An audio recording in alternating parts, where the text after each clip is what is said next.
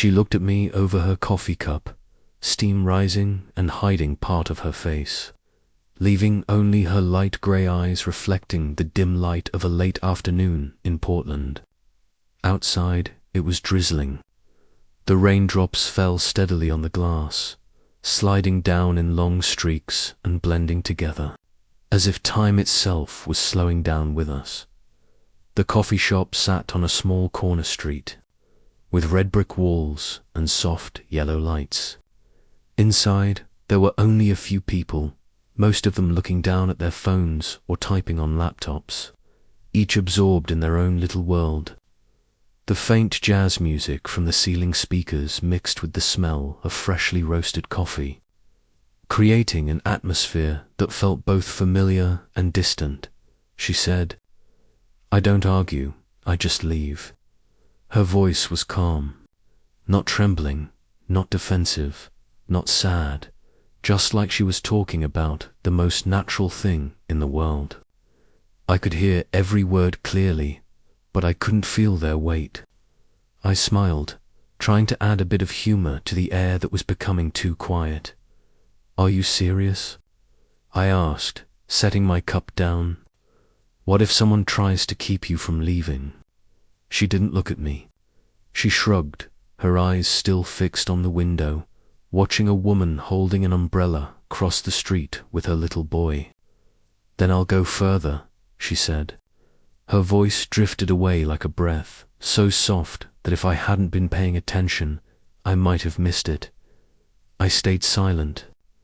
Her hand turned at the silver ring on her index finger, something she always did when she felt tense.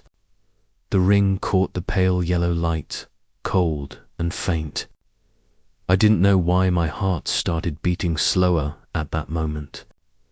Maybe because her words were too quiet, or maybe because the way she said them felt too easy. Portland felt so sad that day. The rain kept falling, steady and endless. People hurried by, clutching their coats, their breath turning into white mist in the cold air. Across the street, a bus stopped, its doors opening and closing, the sound of the engine blending into the rain. I remember everything, the smell of the coffee, that distant sound as if everything around me wanted to carve into memory something important. I hadn't yet understood. I thought I loved her enough to believe that. Even if she walked away, I could still bring her back with my calm. I thought love could make people less lonely, that if you were patient enough, anyone could learn how to stay. She didn't say anything else. We sat there quietly. Time slowed down, and in that moment, I realized her hand had slipped out of mine long ago. When we left the cafe, she opened the door first, without looking back. The rain had gotten heavier, the wind shaking the trees along the street. I followed behind her, lifting my jacket over her head to shield her, but she had already opened her umbrella. It was black, old, its edges a little frayed. On the drive home, neither of us spoke. The wipers moved rhythmically across the windshield, swish, swish, counting time for the silence that was growing between us. I glanced at her.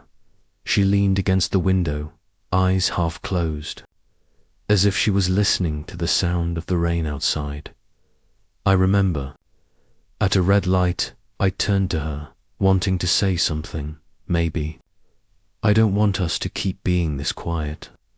But when I saw her calm face reflected in the glow of the traffic light, I stayed quiet.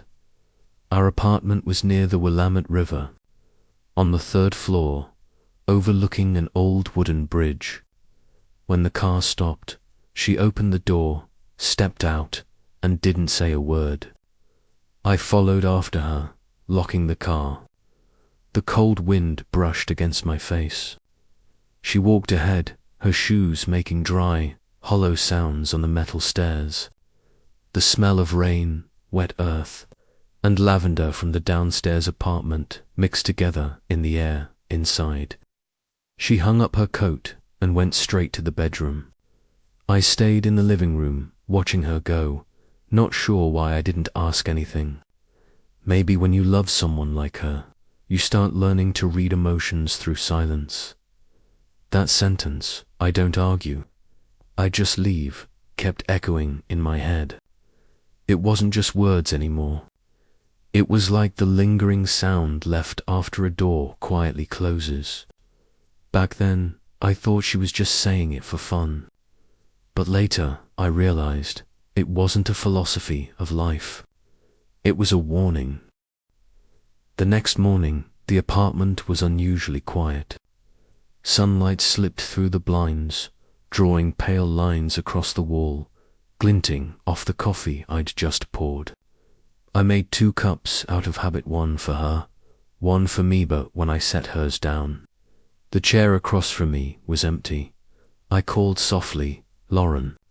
No answer, only the low hum of the refrigerator and the faint sound of rain dripping from the balcony.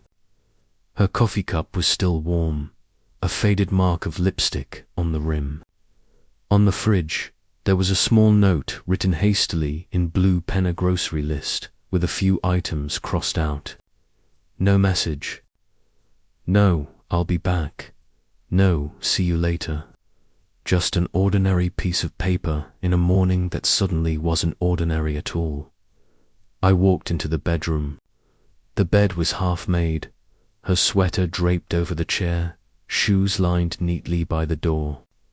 Her headphones lay on the nightstand, the cord loosely coiled, a thin film of dust beneath them. I called her phone once. It went to voicemail. The second time it rang endlessly before cutting off. Her phone was on the living room table, face down, screen dark. No texts, no calls, no trace that she planned to return.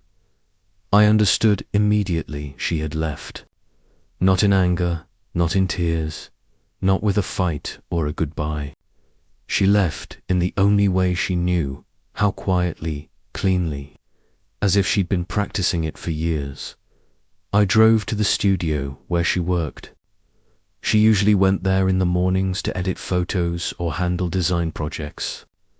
The receptionist smiled when she saw me. "Lauren, she left early," she said. "How early?" I asked. She shrugged. Said she had something to take care of. That vague phrase, "something to take care of," landed in my chest like a small weight. It's the kind of phrase people use when they want to disappear without being asked why. I texted her, "Coffee later." The little sending bubble appeared, then vanished. No reply. I waited all morning, all afternoon. Every sound in the hallway made me look up, expecting her key to turn in the lock. But no one came. That night, I sent another message. "Are you okay?" Still nothing. I started doing the foolish things people do when they don't know what else to do. Cleaning the kitchen, wiping the counters, rearranging the books on the shelf. Each task felt like a small ritual to keep myself from falling apart. I opened my laptop, tried to write something. Anything but the screen stayed white, as if even words had left with her. By evening, my phone lit up. A text, just 2 words. "Need space." No apology. No timeline. No, "I'll come back."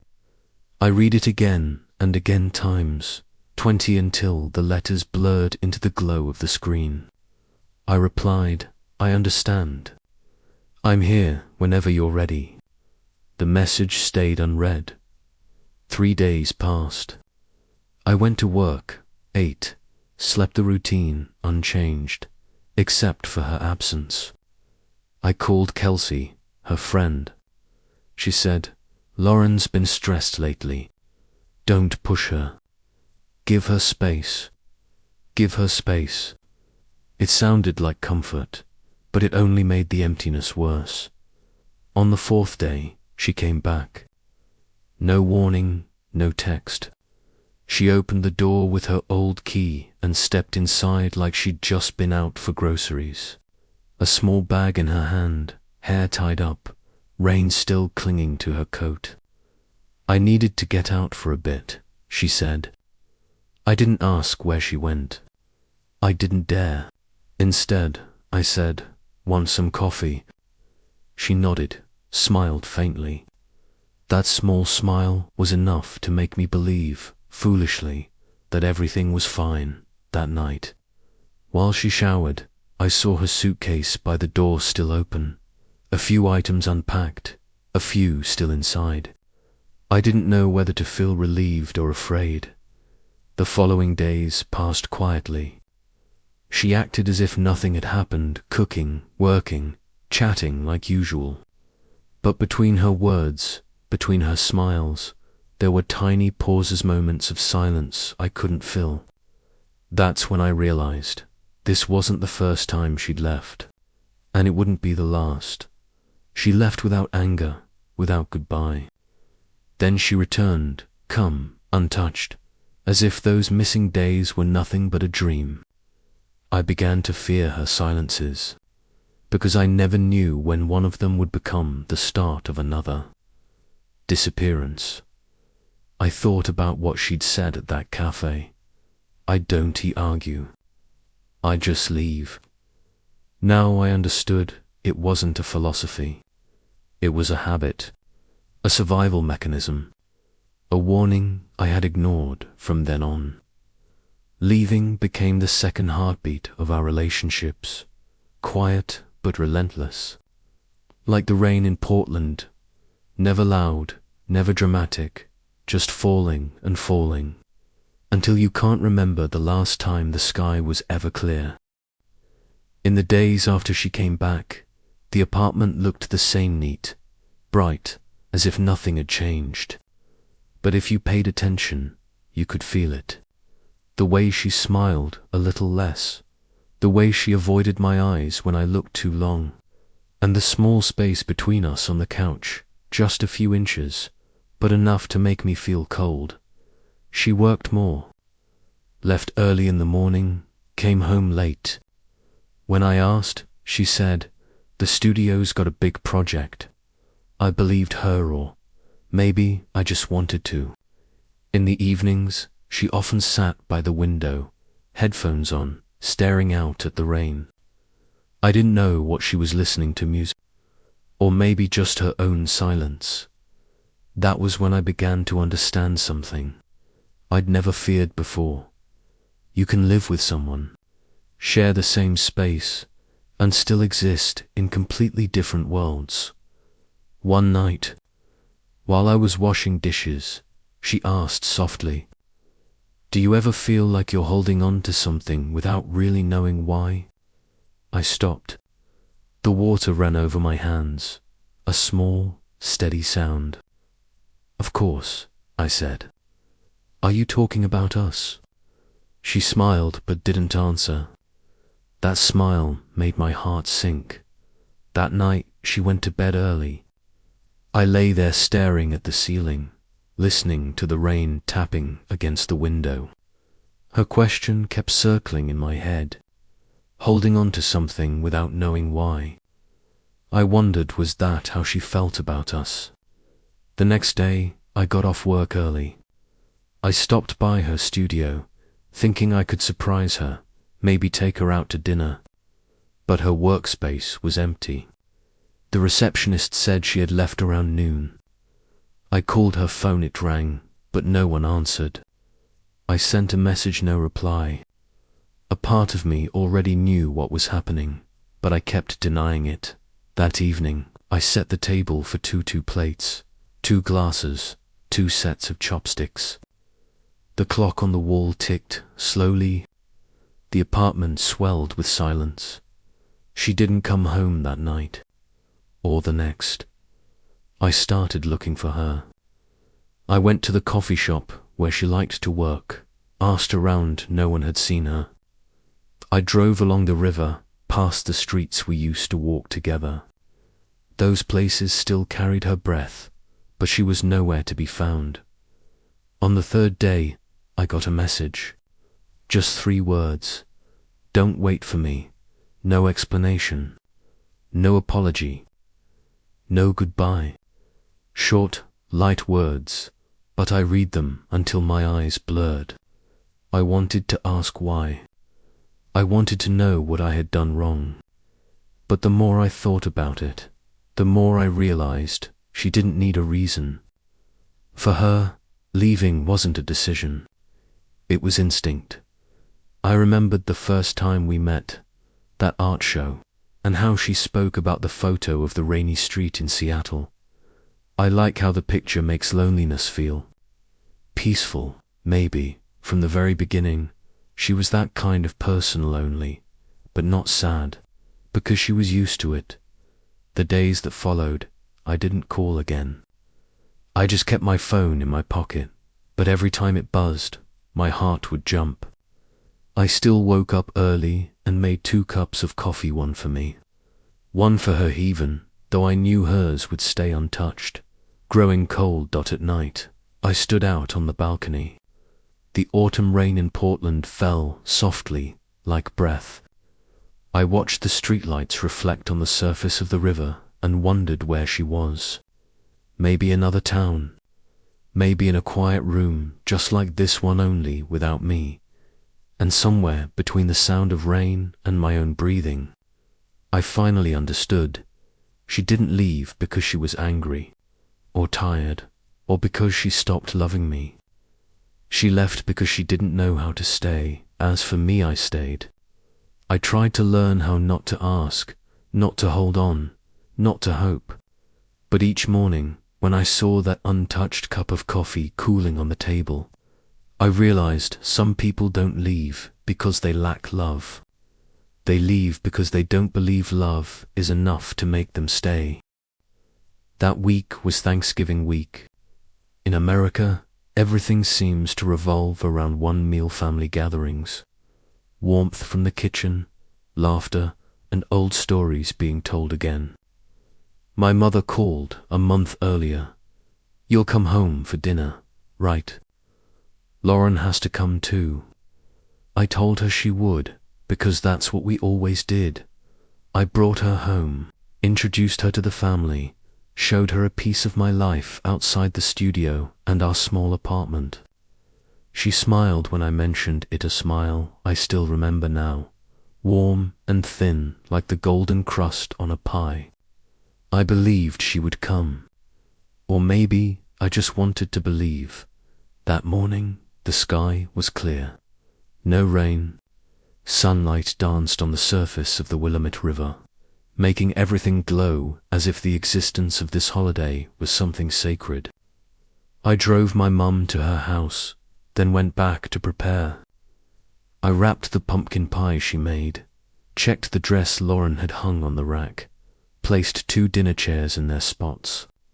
I brewed coffee, turned on soft music, and waited. Time stretched. The clock on the wall ticked. Each sound felt like a question. Where is she? I called, no answer. I texted, "Where are you?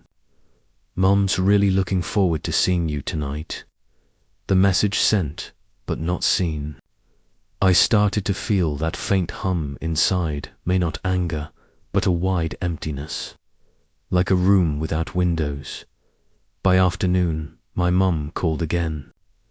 "Where's Lauren, honey? She's coming, right?" Her voice was calm but worried. I lied softly. "She's probably stuck somewhere. Mum, maybe she'll be late." I put the phone down and stared at the door as if waiting for a miracle when the guests arrived. The house filled with laughter, the smell of roasted turkey and warm pie spreading through the kitchen. Everyone asked about her, mentioned the times we walked by the river, the photo she took last fall. I smiled along, but each word felt like a small needle. I kept thinking she'd rush in at the last minute, coat still damp, saying sorry, then sit down like nothing happened. She didn't come. Her phone stayed silent. I tried to stay composed through the evening, eating, talking, smiling, taking pictures. My mum touched my hand, her eyes asking questions. I just shook my head. unwilling to break the warmth of the night. But when everyone left, and the house was filled only with the smell of pie and a few scattered plates, I called against still silence. That night, when everything was quiet, I sat in the armchair holding the pumpkin pie my mother had made me take home. I thought about the times she'd disappeared before, about the messages need space and don't wait for me. I thought about her words at that cafe, I don't argue, I just leave.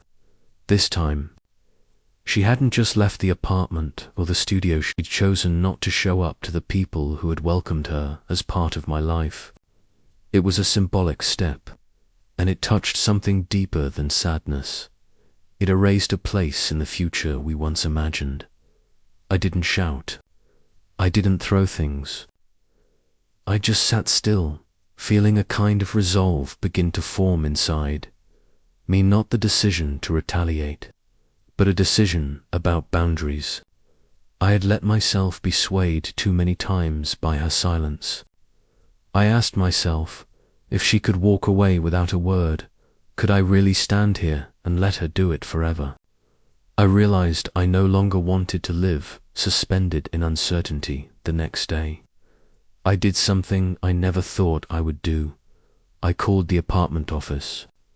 I asked about the lease, about whose name was on it. I knew hers wasn't. Only mine was listed as tenant. I called a locksmith scheduled to have the locks changed.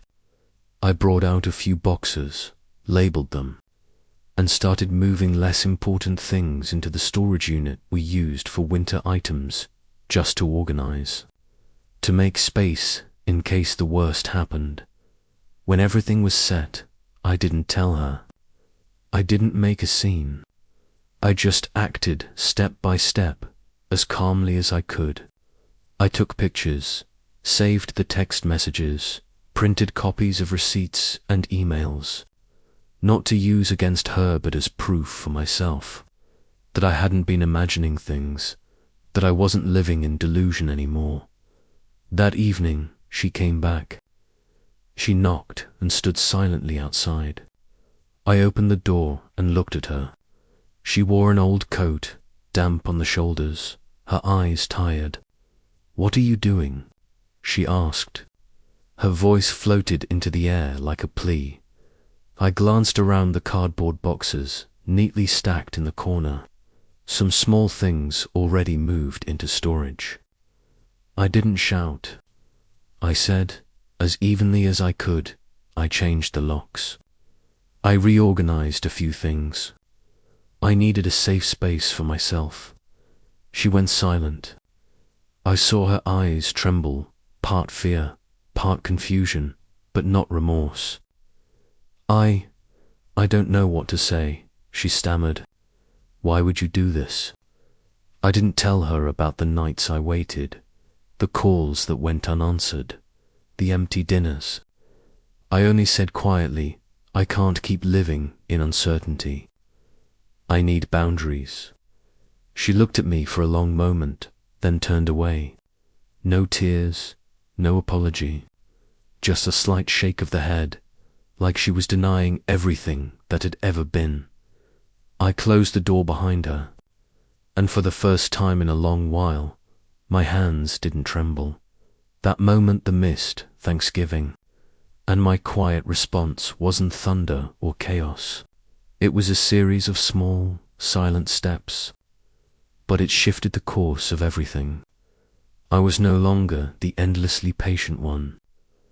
I began to act to protect my own peace and to see if, when faced with a real boundary, she would finally decide whether she wanted to stay.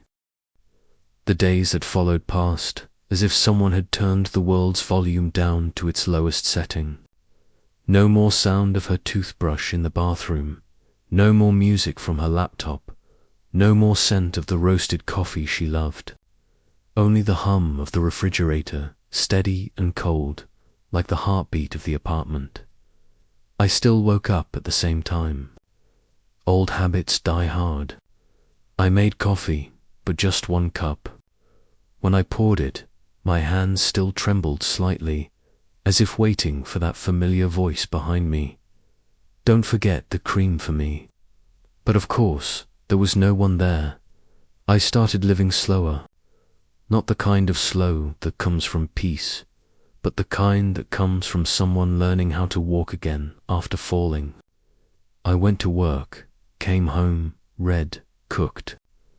I didn't turn on the TV anymore, because, in silence, everything sounded louder: the clinking of a spoon against a glass, the rain tapping at the window, and the sound of my own thoughts. One night, I opened the box she'd left behind: a few photos, an old notebook, a movie ticket from last year. Inside the notebook were a few messy lines. Sometimes, I think if I disappear long enough, you'll learn how to live without me. I read that line again and again, each word pressed lightly against my chest. Not with anger, but with pain, the kind that comes from understanding someone too well. She didn't want to hurt me.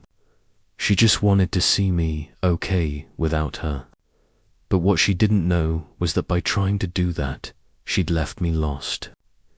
How can someone learn not to need another person when every memory of them still lingers in a cup, a photo, in the light falling on the place where they used to sit? I remembered once she said, "You're too patient, Ethan. Sometimes that scares me." I laughed then, thinking she was joking. Now I understand, maybe. She was afraid that patience would keep her here, even when her heart wanted to go. I didn't try to reach out. I didn't ask her friends. I let everything be, just to see if my silence would make her realize anything. On the 10th day, my phone rang. Her number. I stared at the screen for a long time. The name Lauren glowed softly. I didn't know what I wanted more, to hear her voice or not to. In the end, I let it ring until it stopped. A few minutes later, a text appeared. "I didn't think you'd actually do it." I didn't reply, not out of pride, but because I didn't want to say anything that would break the stillness I had built with so much pain that night. It rained again in Portland. I stood by the window, watching the drops slide down the glass, feeling like the sky was crying for people who no longer knew how to. I picked up my phone, read her message again, then set it down. Didn't delete it. Didn't reply. Just kept it there as a quiet witness to what we had become. She might think I'm cold, but the truth is, for the first time in my life, I'm learning how to love without losing myself. And in that silence, I realized sometimes letting go isn't an ending. It's just how two people finally learn to breathe. One late afternoon, when the light had softened and the city glowed in a pale gold hue, there was a knock at the door, not loud, but gentle, like someone keeping their distance. My heart stopped for a moment, that strange mix of familiar and foreign passing through me, like finding something on the shelf you thought you'd lost long ago. I walked over, opened the door, and there she was, rain on her shoulders, hair loosely tied, eyes slightly disoriented. "Ethan," she said, her voice small, as if afraid it might break. I looked at her for a long time, trying to gather the words I needed to say, but they felt thin, fragile, like paper. "You didn't lock the door?" she asked, forcing a weak smile. I had changed the locks, but I left the door unlocked that day. A small test. I wanted to see what she would do when the door wasn't already open for her. "I did," I said calmly. "But I opened it for you." I stepped aside to let her in. She crossed the threshold like someone walking a tightrope. The scent of rain clung to her coat, mixing with the faint trace of her old perfume, a smell that was both comforting and sharp. She set her bag down, fingers still gripping the straps lightly, scanning the room as if counting what had stayed and what had changed. "I'm sorry," she began. I don't know where to start." Her voice trembled, but not from weakness. It was the kind of trembling that comes from someone trying to hide disappointment in themselves. "These past days, I've felt empty. I thought leaving would give me answers." She lifted her face, looking at me as if searching for a sign of forgiveness. "I thought you'd understand." Her apology had that soft sweetness, the kind that soothes the very wound it caused. She hugged me, but differently this time. Not the long, wholehearted kind, but the kind of hug that feels like pressing a bandage over an unstitched wound. I let her. I didn't push her away, but I didn't lean in either. My heart stumbled for a second, then steadied. Something inside me had shifted from longing to observation. "Lauren," I said when she stepped back. I waited. "You left. You came back. You gave me phrases. Need space. Don't wait for me. I didn't fight your freedom. But you also said you'd never leave me standing alone in front of my family." I placed a small box on the table. Inside was a photo she'd taken of me by the river, half a smile frozen on my face. "On Thanksgiving night, you didn't show up. You didn't just skip dinner. You stepped out of the future I'd been building for us." She went silent, her eyes filling with something between regret and sorrow. Then she stepped closer, her voice low and urgent. "You have to understand. I was scared. Scared that if I sat there, I'd be trapped in a life I didn't want. I thought by walking away, I could keep a part of myself." She held my hand, trying to pull me back into the old version of us. "Can you understand that? I didn't do it because you weren't enough. I did it because I was afraid." That was when she began her familiar ritual, love spoken like a remedy, each word designed to patch what she'd torn. She talked about sleepless nights, about her childhood, about stress at the studio. She said she still loved me, that she missed our mornings making coffee, that she didn't want to lose me. Her words flowed gently, heavy with guilt and sweetness, the kind that can make even pain sound tender. I listened.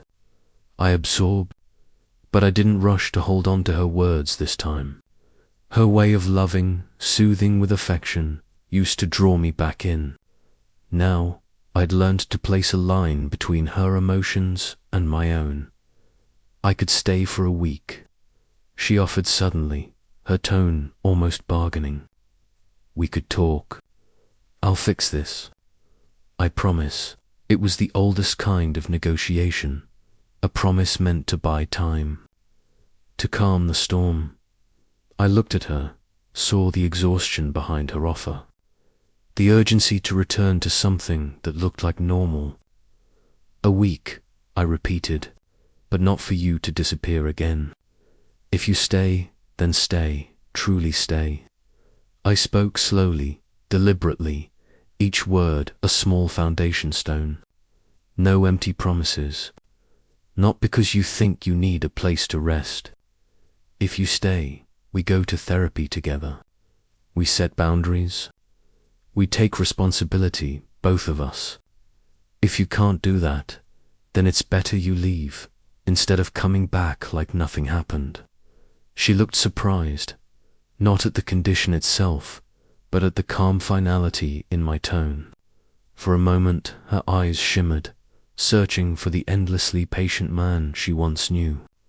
Then she leaned her head on my shoulder and whispered, "You're a good man.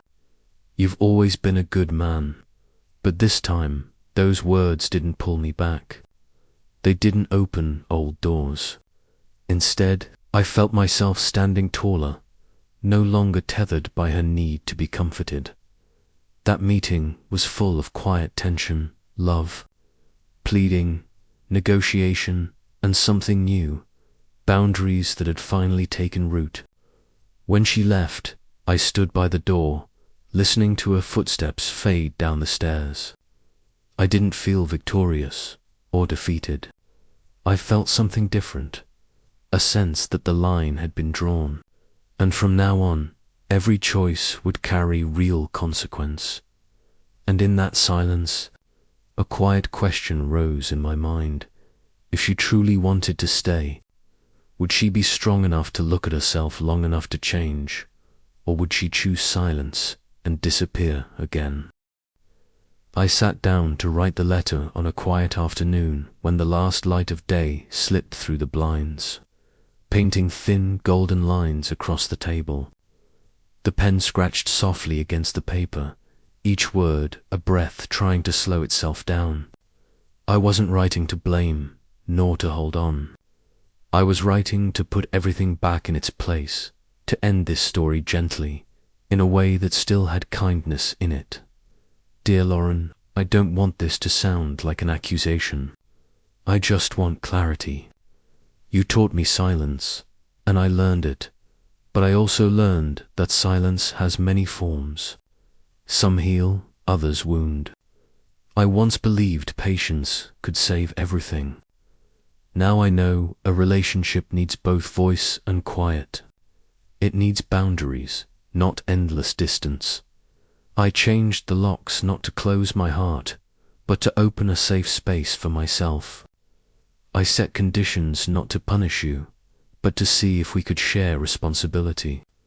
You came back, you apologized, you promised. I listened, but change isn't born from a promise that lasts a week. It's about looking at yourself long enough to move forward. If you truly want to stay, come, but not just in words. Come with action. Come to therapy, come to honesty, come to take responsibility for every silence. If you can't, I'll understand. I don't want to hold someone out of fear or habit. I want to hold the hand of someone who's walking beside me, not someone I have to pull to stay. Thank you for the mornings with coffee, for the photographs of rain, and for teaching me the art of letting go. I'll keep the good parts and let the rest drift away like a season that has ended. Yours. Eve and I folded the letter slowly, not rushing to give it to her. I knew words on paper couldn't make her change. Instead, I left it on the table like an open invitation and gave her the space to respond with actions, not replies. The next day she came.